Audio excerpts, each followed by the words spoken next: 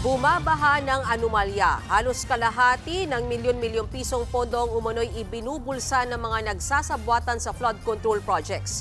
Yan ang ibinulgar kanina ni Senator Ping Lacson. Nabisto ang mga proyektong pinondohan pero hindi naman nagawa o hindi kaya patuloy raw na pinopondohan kahit gawa na tapos titipirin ang materyales kaya substandard. Ang nakakalulang baha ng korupsyon sa aking Frontline Report.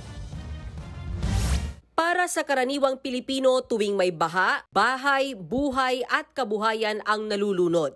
Pero para sa ilan, ang bawat pag-apaw ng tubig ay pagkakataong rumagasa ang milyon-milyong pisong ibinubulsa mula sa kaban ng bayan.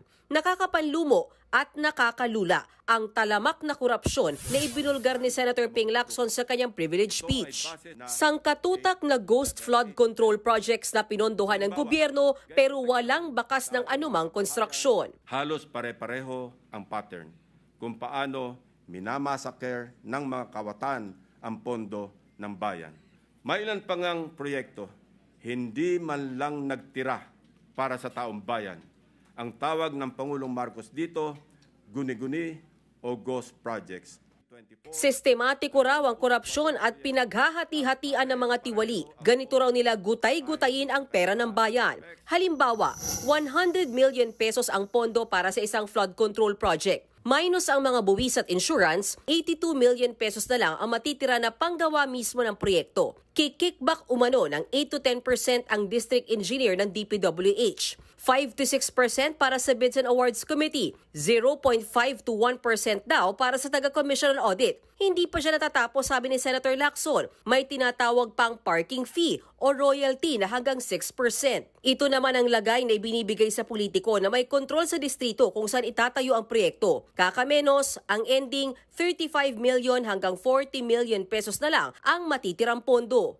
20 to 25% ang karaniwang napupunta sa funder o project proponent na politiko. Ang matitirang pondo para sa pagpapatayo ng proyekto ay napakaswerte ng umabot sa 40%.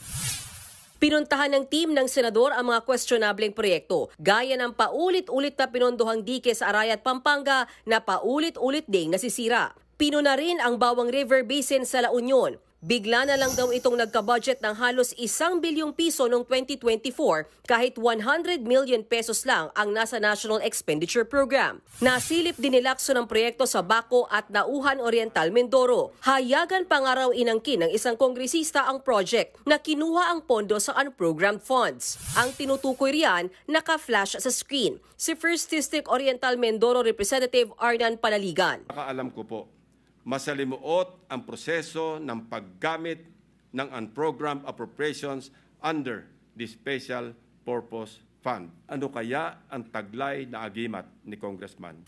Pinaka-notorious umano sa kickback ng mga flood control projects ang probinsya ng Bulacan. Sa Malolos nga, merong 2018 pa ginawa pero pinondohan pa rin noong 2021, 2023 at 2024. Ginawa naman daw ulit noong 2023 pero substandard. Paulit-ulit ang pagpopondo kahit gawa na. Bagong style ito, Mr. President. Ilan pa kayang flood control projects ang ganito?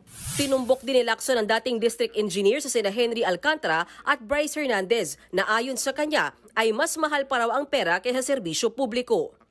Sa District Engineering Office na ito, sa ilalim ng pamumuno ng dalawang nabanggit na opisyal, para sa taong 2024, 28 proyekto ang pare-pareho ang pondo kahit magkakaiba ang specs, disenyo at haba. Ang isa sa kanila ay nakakapagpatalo ng 100 milyon sa isang kasino dito sa Metro Manila. Sa Hagonoy naman, merong tinatawag na distinct budget o yung pare-parehong halaga ng proyektong magkakaiba. Gaya nitong 77.9 million pesos na riverbank protection structure. Nakapresyo ng isa pang flood control project na parehong hawak ng Darcy and Anna Builders. Mga proyektong multo, nawawala.